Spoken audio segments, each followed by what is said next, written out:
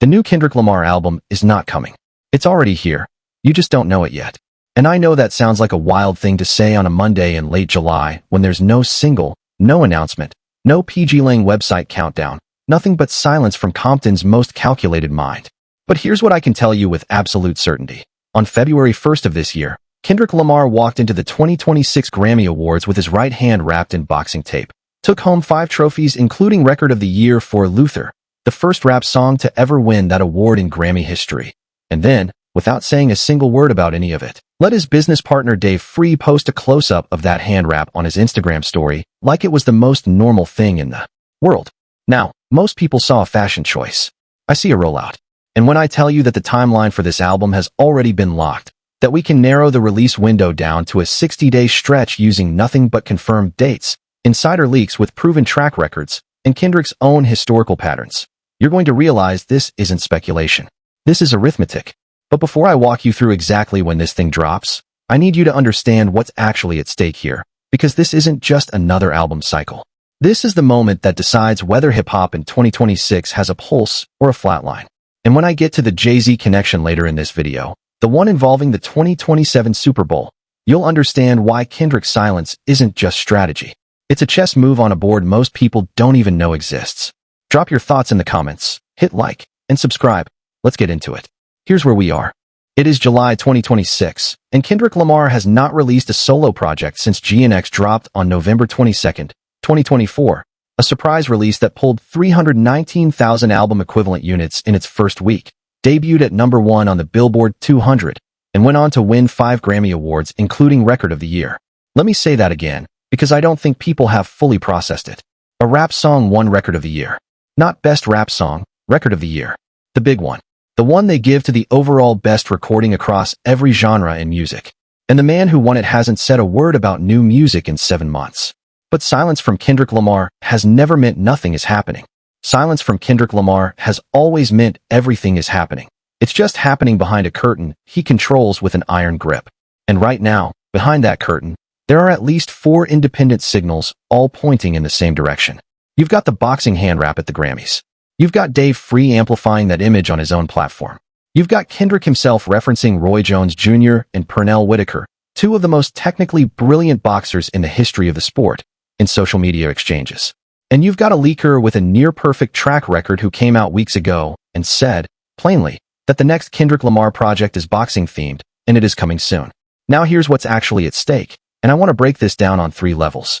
Musically, Kendrick is coming off the most decorated year of his career, 5 Grammys in one night, a grand national tour with SZA that ranked as the 4th highest-grossing tour of 2025 across all genres according to Pollstar, not just rap, all genres.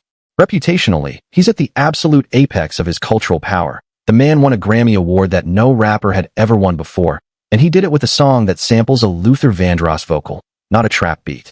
Financially, a new album in 2026 caps off a 2-year run that will have generated well over $500 million in touring, streaming, and merch revenue across the GNX cycle alone.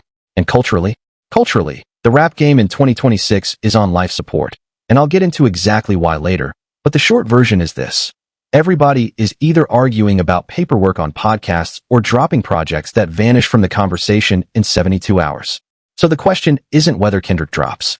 The question is when, and what it means for an industry that has been waiting for someone to grab it by the throat and remind it what greatness looks like. Let's start with what we can actually verify, because I'm not in the business of selling you wishful thinking dressed up as insider knowledge. On February 1st, 2026, Kendrick Lamar arrived at the 68th Annual Grammy Awards in Los Angeles wearing a full boxing hand wrap on his right hand. Not a bracelet, not a fashion accessory, not a stylist's whim. A hand wrap, the kind fighters use to protect their knuckles and wrists under gloves before they step into a ring. XXL covered it. Hot New Hip Hop covered it. Complex covered it. The entire hip-hop internet lit up with theories within hours, and the most compelling one wasn't even complicated. Kendrick was signaling his next era. But here's the detail that most people missed, and it's the one that matters most. Dave Free, Kendrick's longtime creative partner, the co-founder of PG Lang, the man who has been the visual architect behind every era of Kendrick's career, didn't just acknowledge the hand wrap. He posted a zoomed-in, close-up photograph of it on his Instagram story, essentially putting a spotlight on something that could have easily been dismissed as a quirky wardrobe choice. When Dave Free draws your attention to something, it is not accidental. That man does not post without intention. He is the architect behind the Good Kid, Mad City cover art, the Mr. Morale visuals, the GNX rollout. If he's pointing at the hand wrap is the message. You think that's an accident? Then the references started stacking, and this is where it gets really interesting. On social media, Kendrick referenced Roy Jones Jr.'s 2020 documentary, not casually, not in passing, but specifically pointing to the mindset of what he called a true student of the game. Roy Jones Jr. is not just a boxer. He's arguably the most naturally gifted fighter of his generation, a man who won titles across 4 weight classes and made elite opponents look like they didn't belong in the same ring. And then there's the Pernell Whitaker reference, Sweet Pea, the defensive genius, the man who made opponents miss 60% of their punches and turned boxing into a chess match played with fists. These aren't random shout-outs to athletes Kendrick enjoys watching on YouTube. These are philosophical choices. Roy Jones represents overwhelming, audacious talent, the kind that makes you shake your head and laugh. Pernell Whitaker represents defensive mastery and technical perfection, the kind that makes you study film. If you're building a boxing-themed album, those are your 2 poles. The knockout artist and the tactician. The spectacle and the science.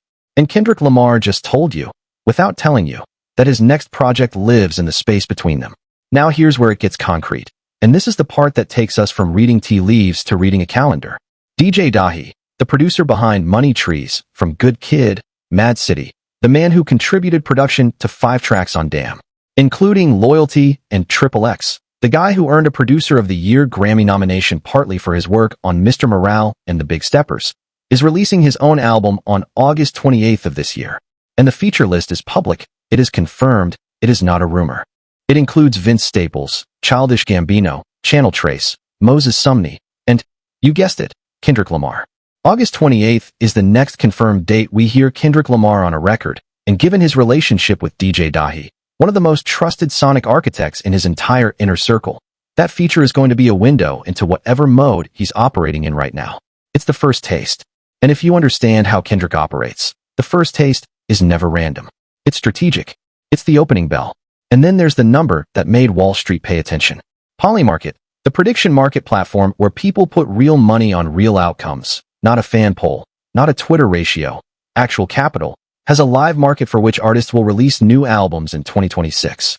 As of recent weeks, Kendrick Lamar's odds have climbed to roughly 74%. Let me say that again. People with money on the line are betting at nearly 3-to-1 that Kendrick Lamar drops a full album this calendar year. That's not hopium. That's research-backed capital flowing toward the same conclusion every signal is pointing to. And oh, do I have more? Because everything I just told you? That's the surface. That's what any person with a Google search in an afternoon could piece together. What I'm about to get into is the layer that separates someone who watches hip-hop from someone who actually understands it. The insider signals, the pattern recognition, and the one scheduling conflict that might eliminate an entire month from the release window. If you thought the DJ Dahi feature was the biggest piece of the puzzle, strap in. You are not ready for what comes next. Let me take you deeper, because the boxing concept didn't start at the Grammys. It's been building for months, and the people closest to Kendrick have been feeding it into the culture in pieces, like a trail of breadcrumbs designed specifically for the people paying attention. The leaker I mentioned, the one who reported the boxing theme, has a track record that, whether you trust leakers or not, is hard to ignore. I'm not going to sit here and tell you they have a crystal ball. I'm not going to tell you every leak is gospel. But when someone consistently calls things before they happen and the accuracy stacks up over months, you stop dismissing them and start paying attention. They said the project is boxing themed. They said it's coming soon. And every piece of visible evidence since then, the hand wrap, the fighter references, the Dave Free cosign, has corroborated that claim without a single contradiction. But here's where I want to be honest with you, because this is the part where a lot of commentary channels lose me, and I refuse to be one of them. They take a rumor and present it as a confirmed fact. I'm not doing that. The boxing album is reported, not confirmed. Kendrick Lamar has not stood on a stage and said, "My next album is about boxing." There is no press release. There is no PG-length statement. There is no track list. What there is a pattern of visual and cultural signals. The hand wrap, the Dave Free amplification, the Roy Jones and Pernell Whitaker references, reports that Kendrick has been training in boxing, that all point in one direction with remarkable consistency. And I'll tell you something else. Even if the boxing concept is looser than we think, even if it's a thematic thread woven through the project rather than a rigid concept album, The era is clearly being built around combat, confrontation, and the mentality of a fighter stepping into a ring. That much is evident from the signals alone. Now let me bring in the cultural context, because this is where it gets genuinely fascinating and where the stakes go from musical to societal. J. Cole. And I have to give Jermaine his respect here because the man made a bold, decisive move. Released the Fall Off on February 6th of this year, just 5 days after Kendrick's Grammy night. 24 tracks. Marketed as his final album. Released through Cole World, Dreamville, and Interscope. And whether that final album claim holds up or not, and we've all heard that one before from artists who came back 18 months later, the statement was clear. Cole was staking his claim to the 2026 conversation. The Fall Off debuted strong. It got attention. It had genuine moments. But here's the thing, and this is nuance, not hate. So Cole fans put the keyboards down. The conversation around it didn't last. Not in the way a Kendrick conversation lasts. Not in the way a Kendrick conversation lives rent-free in the culture for months. And I think that's relevant here because Kendrick watches everything. He watches the culture, he watches the reactions, he watches what sticks and what evaporates, and he calculates. That's not a criticism of Cole. Cole is a phenomenal rapper, one of the best of his generation. But the difference between a great rapper and a generational one is that the generational one doesn't just make great music. They control the timing of when that music enters the world so that it arrives with maximum cultural impact and minimum competitive noise. And that brings me to the state of the game, because I have to be real with you about something, and I think most of you already feel it even if you haven't articulated it. The discourse in hip-hop, right now, it is exhausting. You've got the podcast circuit, and I'm not naming names, but we all know the roster, turning every conversation into a gotcha game about contracts and paperwork, and who said what to who in 2014. You've got Drake dropping the Iceman album with Future showing up on it, and the reactions being mixed, to be charitable, with hardcore fans defending it, and everyone else asking whether this is really the best the genre can do right now. You've got incredibly talented artists putting out music that just doesn't move the needle culturally, because the needle has been bent so far out of shape by noise and drama that nobody can even agree on what good sounds like anymore. The bar hasn't just been lowered. It's been buried underground. And into that environment, Kendrick Lamar is about to walk with a boxing-themed project that, based on everything we know about how he constructs eras, is designed to be a statement about the sport of competition itself. The timing is not accidental.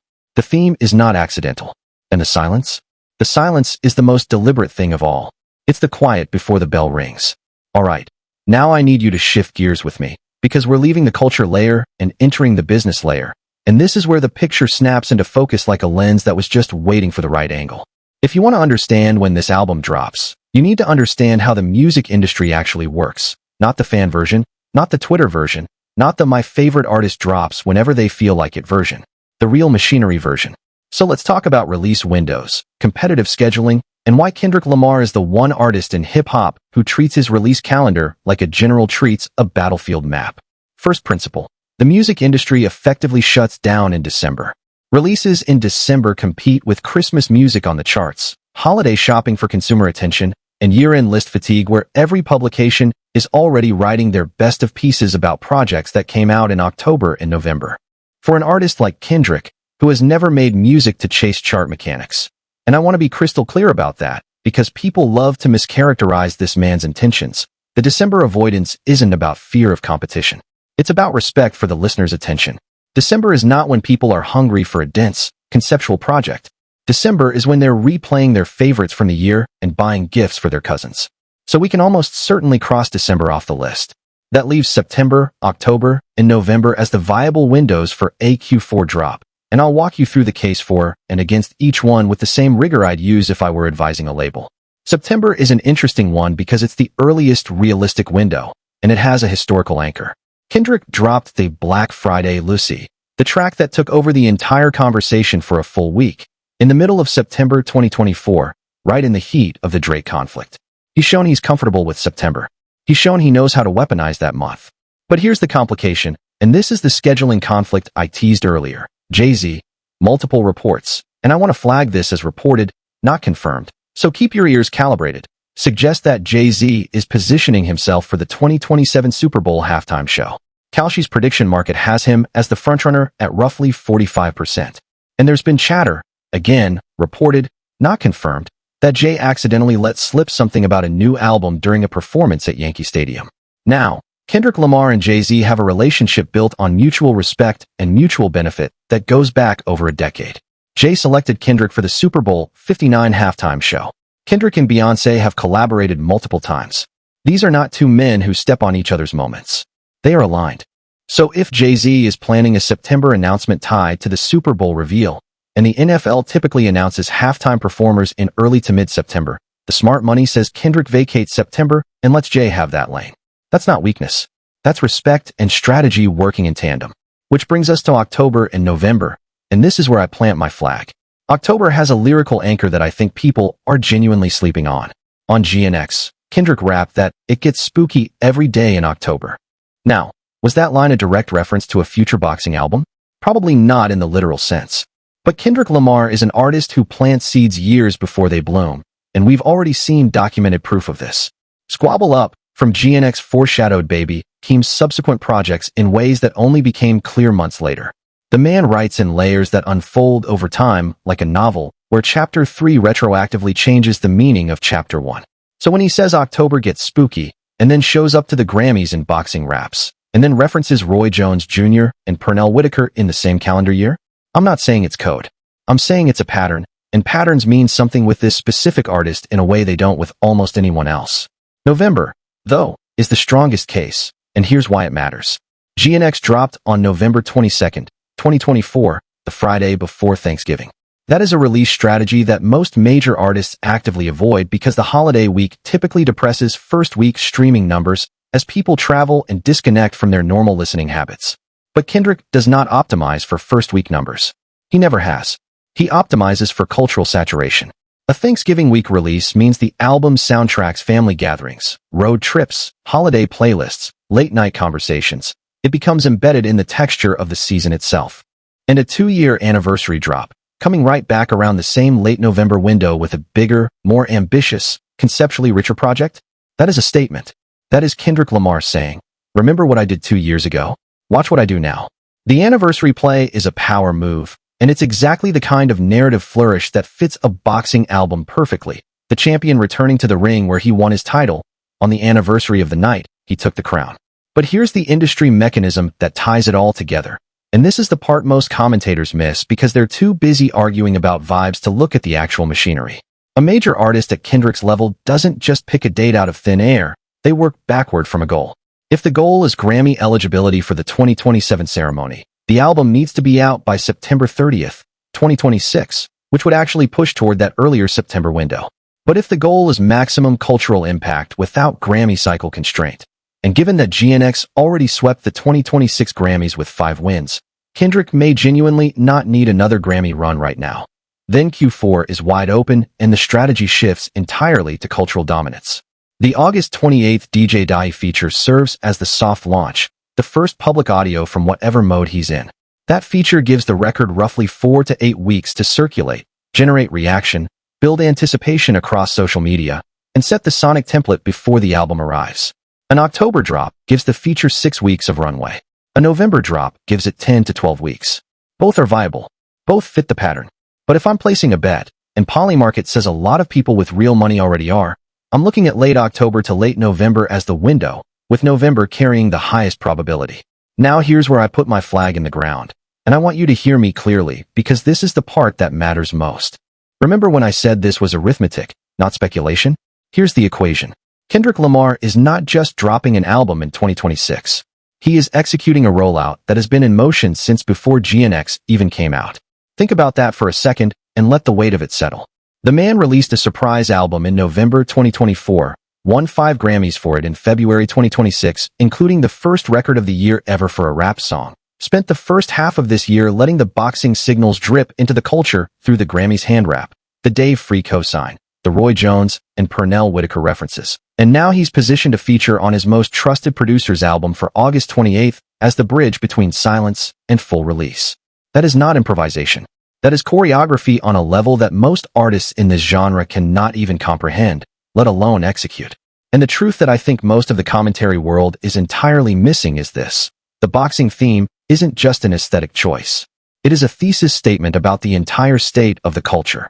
Kendrick Lamar has spent the last 2 years watching the rap game devolve into something he doesn't recognize, podcasts arguing about contracts as if A&R documents are rap lyrics, artists dropping music that disappears from the collective consciousness in a weekend, the entire cultural conversation being driven by beef and paperwork instead of artistry and vision.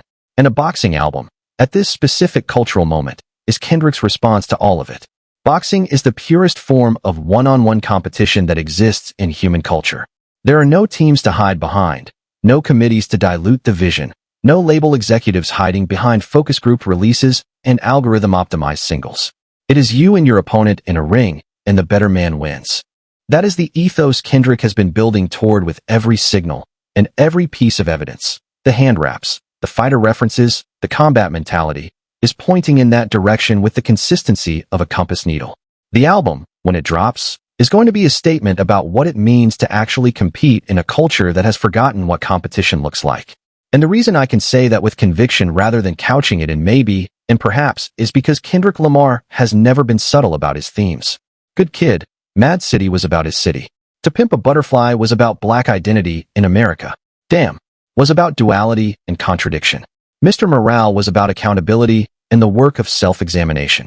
GNX was about West Coast pride and legacy.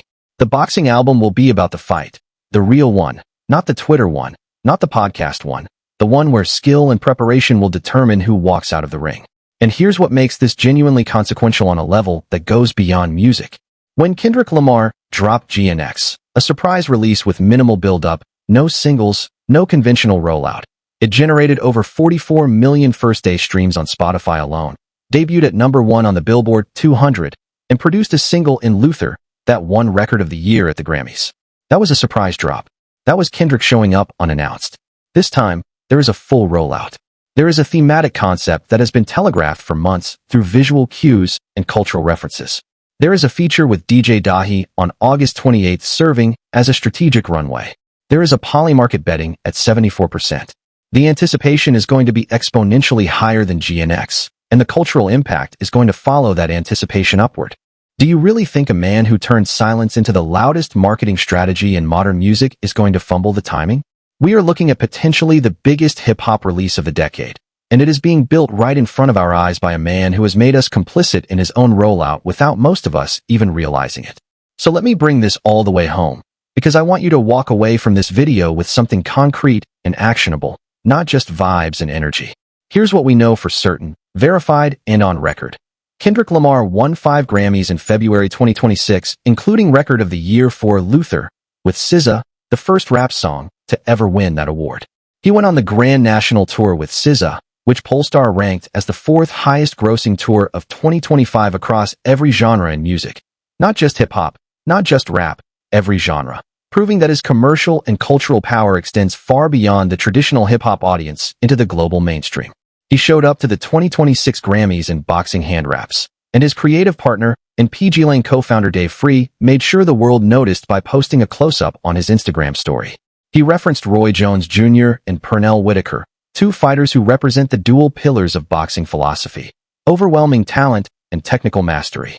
He is confirmed as a featured artist on DJ Dahi's album dropping August 28th, which is the next confirmed date the public will hear new music from him. And Polymarket, Real Money, Real Stakes, Real Research, has his 2026 album release odds at roughly 74% and climbing.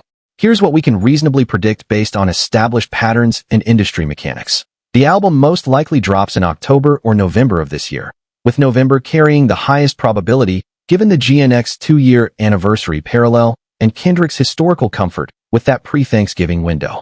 September is possible but complicated by the potential Jay-Z Super Bowl announcement, and given the documented mutual respect between Kendrick and Jay, Kendrick likely cedes that month. December is effectively off the table for all the industry reasons I laid out. Chart competition, holiday fatigue, year-end list mechanics. The boxing theme, reported but strongly corroborated by multiple independent signals, represents a thesis about competition in a culture that has lost its way, and it is going to land with an impact that reflects not just the quality of the music, but the precision and deliberateness of the rollout that precedes it. And I'll say this one more time because it bears repeating and because I want it on record. Kendrick Lamar could drop his worst album and it would still dominate the conversation for weeks.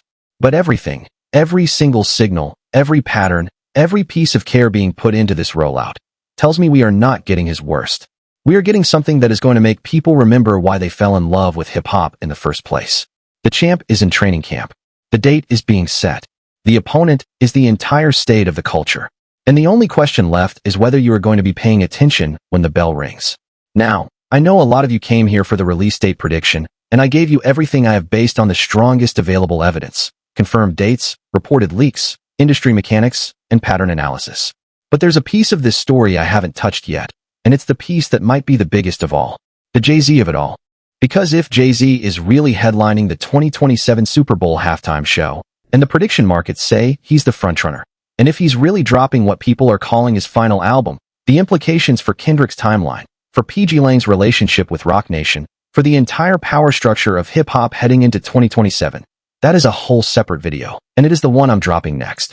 So if you are not subscribed yet, this is the moment, because that breakdown is coming and you do not want to be the last person in the comments when it drops. Let me know down below, what month do you think Kendrick drops? October? November? Am I wrong about September and you think he takes that month anyway? I want to hear your predictions, and I want to see who is going to be standing on the right side of history when the announcement finally comes. Drop your thoughts, hit like, subscribe if you haven't already, and I will see you in the next one. The king is coming back. And when he does, we'll be right here to break it down. You're the best. Stay locked.